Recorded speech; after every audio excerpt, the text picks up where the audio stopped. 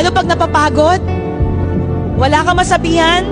Dumating ako sa point sa buhay ko na hindi na ako nagkukwento sa tao. Pero sa Panginoon, iniiyak ko ang lahat. At sinasabi sa Panginoon, Lord, kilala mo po ako at alam mong laman ng puso ko. Hindi ko kailangan mag-explain.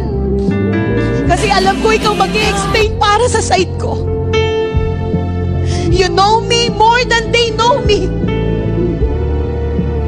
Alam niyo po yon? Sa tao, pabibigo ka, pero sa Panginoon, hindi. Sa tao, magsasalita against you, pero sa Panginoon, hindi.